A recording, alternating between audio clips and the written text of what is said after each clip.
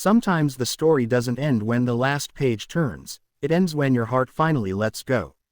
But what if it never does? Subscribe for more stories that speak to the pain you don't say out loud.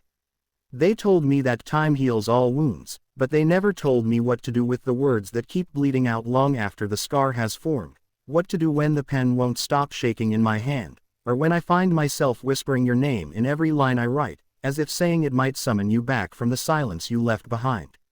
I used to think writing was a way to remember, a gentle rebellion against forgetting, but now it feels like a punishment, a cruel echo that won't fade, a voice that keeps telling me that if the story's over, I should stop.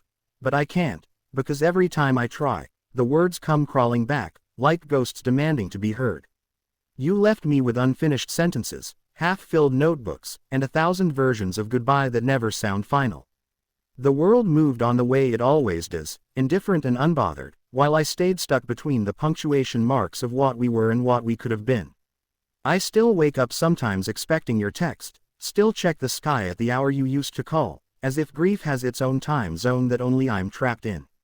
I used to think stories had endings, but now I realize endings only exist for people who choose to stop writing, and I never chose that. I write because it's the only way I can keep you alive without betraying reality. Every line is a conversation, every metaphor a confession, every page a quiet grave where I bury another piece of what I can't forget. The world calls it closure, but closure is just a polite word for surrender, and I've never been good at that. Sometimes I wonder if the pen is holding me hostage, if it knows I'm afraid of what will happen if I stop. Maybe that's why I keep writing you into the margins of my days, slipping your voice into dialogue, your laugh into descriptions, your memory into metaphors that don't belong to you but somehow always end up shaped like you. People read my stories and tell me they feel real, that they can sense the emotion behind the words, and I smile, pretending it's talent when really it's just pain wearing ink like perfume. They think I write fiction, but you and I know it's all fragments of truth stitched together by denial. Do you remember the night we promised we'd always write together? You said words were immortal, that if we wrote our love into the universe, it would live forever, even if we didn't. You were right about one thing, the words did live. They outlived us. They outlived everything. I sometimes wonder if that was your plan all along, to make sure I could never let go because you hid yourself in every syllable. When I try to write something new, something not about you, my hand freezes, like it's waiting for permission that never comes. Maybe you cursed me with permanence, or maybe I cursed myself the moment I made you my muse. People think muses are beautiful, but they don't tell you they're also dangerous. They feed on your peace, your sanity, your sleep. They make you immortal in all the wrong ways.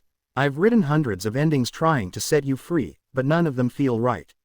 I kill you in one story, resurrect you in another, and still, you won't stay buried. Sometimes I think I keep rewriting our story because deep down, I'm waiting for a version where you stay, where we don't break, where love doesn't dissolve into memory.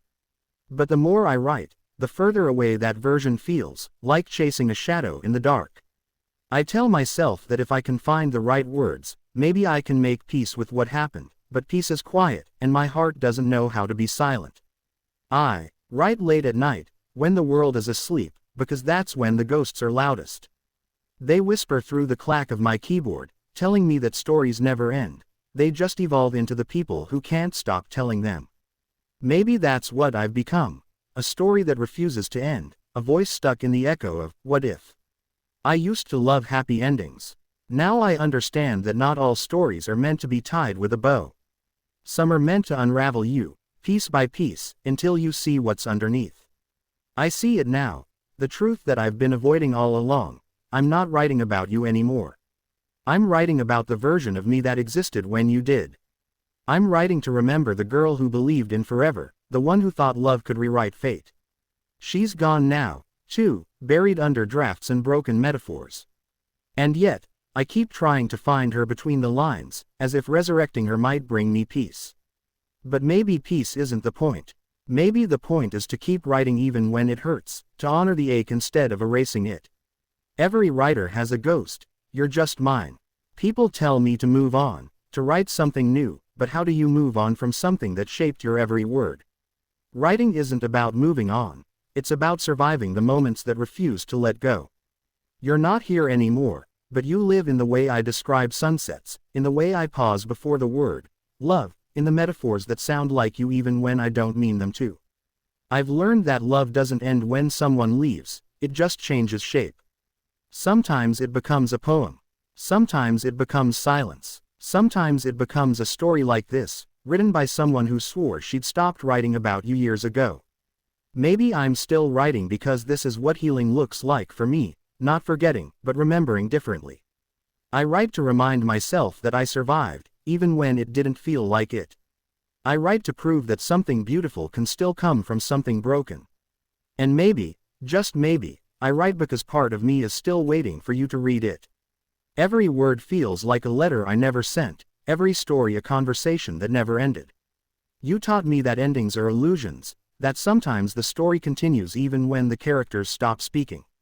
And that's what I am now, a continuation. My pen doesn't know how to stop because life doesn't stop. Pain doesn't stop. Memory doesn't stop. Maybe that's the cruelest truth of all. Stories only end when we do. So I'll keep writing, even when the ink runs dry, even when the words stop making sense, because somewhere in the noise, there's still a heartbeat that sounds like yours. They say writers bleed on paper, but no one warns you what happens when you never stop. The blood becomes ink, the pain becomes prose, and before you know it, you've built a home out of heartbreak. That's what I've done. This page is my home now, and every time I write your name, I'm coming home to the place I lost you. Maybe one day, I'll write something without your shadow in it. Maybe one day, the pen will rest. But not today. Today, I write because it's the only way I know how to breathe. I write because even though the story's over, the echo remains, the echo that whispers, keep going. And maybe that's the real reason I can't stop. Because even if the story's over, I'm still here. Still writing. Still bleeding. Still hoping that somewhere between the words, I'll find the ending that finally lets me rest. But until then, the story goes on, because I do. And that's enough. If this story found the part of you that never healed, don't scroll away. Share it. Save it. Let it reach someone who still writes their pain in silence. And if your heart's still whispering through the pages, subscribe. For more stories that remind you, you're not done yet either.